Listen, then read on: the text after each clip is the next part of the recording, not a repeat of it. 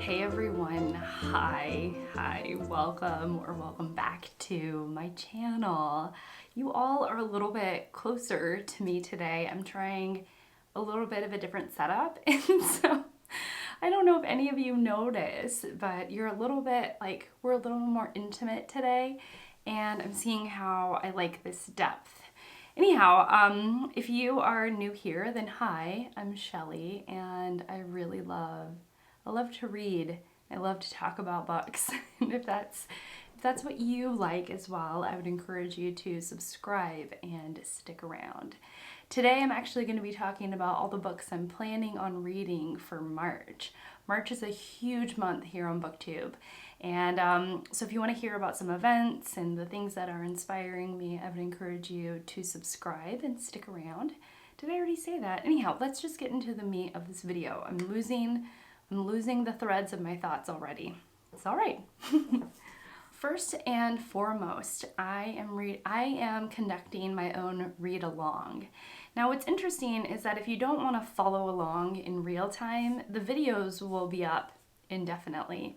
And so if you want to pick up this classic later on and then go back and watch the videos and see what I thought and engage in the comments whenever you get around to the classic, you can, which is cool. But anyways, I'm doing a read along of a book that I feel really inspired to read right now. And so I didn't want to wait, and I just decided to go for it. And so if you want to join in on the read along, I would really encourage you to do so. And then I'll give you the nitty gritty, but the book is the Oedipus cycle. So we have Antigone. This is 3 plays. We have Antigone, Oedipus the King, and Oedipus at Colonus. And so this is the Penguin Classics edition by Robert Fagles. I own another set of books that Fagles has translated, and I do quite like his writing, his poetry. I think it's poetry that he writes in. Yeah, it's beautiful. So anyway, so I bought, this is my 3rd copy. This is my 3rd copy of the Oedipus cycle, and I really need to get to reading to it. So here's my plan. I'm getting my phone out so I can look at some dates, but the plan is, if I can get to it, the plan is that on Saturday or Sunday or the week of the 12th, we'll say that whole week in case my timing is off, because I do have Superlative Sundays, which is a series I do with guests that come on my channel. Anyhow, on the week of the 12th, I'm going to be talking about the first play, Antigone, and then on the March 12th. So March 12th through 18th, I'll have a video talking about my thoughts about Antigone.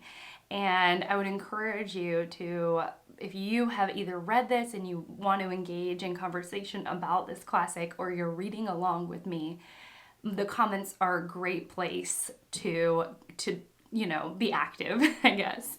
It's just the easiest way for me to interact, and I do get back to all of my comments. So and that goes for every video. Sometimes it takes me a little while, so patience is always needed on my part from you all. You need to grant me some patience, but I do actually get back to every single comment that's written to me. And then on the week of the 19th, so that's Sunday through Saturday the 25th, I'll be discussing Oedipus the King. And then on the week of the 26th through, I think April 1st. And no, it's not an April Fool's joke. I will be discussing Oedipus at Colonus. Anyways, so that's my plan. It's a play a week, essentially, in March, and hopefully not adding to too many TBRs. And again, these books will be there for indefinitely for posterity's sake. And so if you end up picking this up sometime later this year, you can always go back, and I will engage in those comments even if the video is weeks or months old. So yeah, anyway, so that's my kind of main gig that I'm running in March. Now there is literally a million well, not literally, but there are just a dozen or 2 dozen or 3 dozen events going on in March. So many exciting things. And so I have a lot of excitement around them, but then as much as I'm excited and happy that there are events going on, part of me is feeling very hesitant to jump in with both feet. I'm getting like cold feet. There's like a lot of feet metaphors going on. I don't know. I feel a bit shy, I guess, about like diving into all of the events. So for the most part, this is a pile of possibilities. For sure, I'm going to read the Oedipus cycle. Please join in if you want to join in. And then I also am starting my mammoth for March of the Mammoths. March of the Mammoths is an event in which we are encouraged, we book readers, not booktubers, I was going to say booktubers, no. We readers are encouraged to start a mammoth in March. We don't have to finish it in March, we just have to start it in March. I'm breaking the rules. The one rule is to start your mammoth in March, and I'm breaking that rule. And I'll get to why in a second. But the event is ran by Jason at Old Blues Chapter and Verse. Old Blues Chapter and Verse. And Al at Big Al Books. And they have their announcement videos. I'll leave their channels linked down below. And I've actually decided I actually was not going to participate in this event because I was feeling a little bit uninspired with my own collection of mammoths.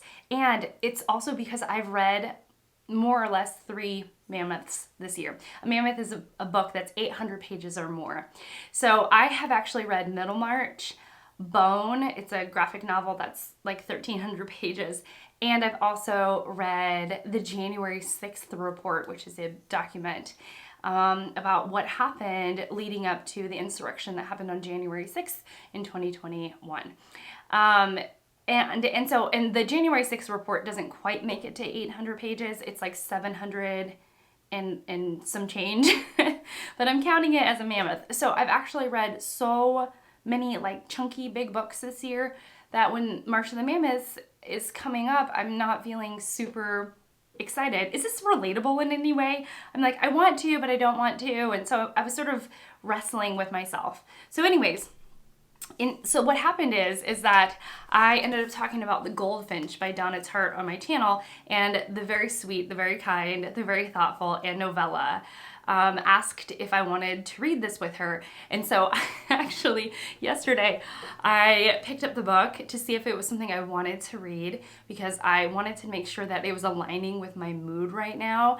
And then I messaged her and I was like, do you want to start this like today or tomorrow? And she was like, yeah, whenever. And so we're going to be reading Donna Tartt's The Goldfinch. But we're starting it, I started it yesterday. I cheated a little bit.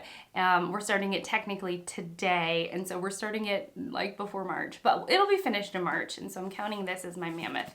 It's over 900 pages in this pocket paperback edition. So perfect. And I'm really enjoying it. And I don't think it'll be a struggle. And I think I will enjoy it all the way through and through. So there's this. Then there is an event called Middle Grade March. There's a whole host of hosts, poor word choice, that put this event together. It's a huge event here on BookTube. And funnily, I was like, I don't know if I want to participate because I've actually read quite a few middle grade books in the first couple months of the year so far. So I was like, I've already kind of participated in it. Now I hear about this event from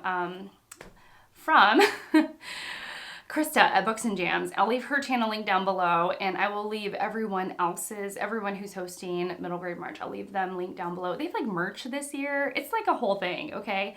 But then Lindy at Lindy's Magpie Reads recommended this book. It's The Magic Fish, The Magic Fish by Trung Le Nguyen. And it's a graphic novel. I really love the artwork. She recommended it because of another book that Fraser and I were talking about, and I want to read it. So I was like, oh great, well this will count as my middle grade March choice. It's categorized, at least at the library, as juvenile fiction. So juvenile, it's middle grade fiction and in a graphic novel, which I have been enjoying. I've been enjoying middle grade graphic novels lately, and so this really fits with my sort of vibe and mood this year so far. My hair is doing like this little flippy thing. I'm gonna go with it. It's fine. It's fine. It's fine. Okay, so then we also have another event that I was really excited about. Like, it just was like getting me in the feels, because it brings together two things I'm quite passionate about, two subjects I'm quite passionate about. One of which is history, and the other of which is like females in history, or women's issues, and I like the convergence of those two topics. And so Brittney from Literarily Smitten and Charlotte at Queenie Reads, they're running Herstoryathon, and it's, you know, in celebration of Women's Day, which is in March. And so it's all about reading history books with women at the center of these history books. And so I got a book a little bit ago from my friend Sandy at Miss Reads a Lot Books. I'm like, Shelly, I'm getting channel names mixed up. So Sandy sent me this book, The Woman They Could Not Silence, and this is by Kate Moore. She said it was unputdownable. It's amazing, wonderful, and it's a woman living in it says 1860, but you know, so in the 1800s. And I know that the story was really incredible, and I would be really interested in picking this up. It's actually got quite, you know, the layout is quite nice, and even though it looks like it could be a mammoth, it's actually not. It's only about 500, it's not even 500 pages, the whole text, before you get to the notes. So it's only about 400 and some change pages. So this is the one that I'm interested in for Herstoryathon. And then we have the incredible March Mystery Madness, which I heard about from Jen at Remembered Reads channel, her channel. Jen, Remembered Reads is her channel name, and her name is Jen. So there's a bunch of hosts running this event, and it's all, you know, very exciting stuff. And so I was like, you know what, maybe I'll finally read a mystery. I tend to not read a lot of mysteries. I think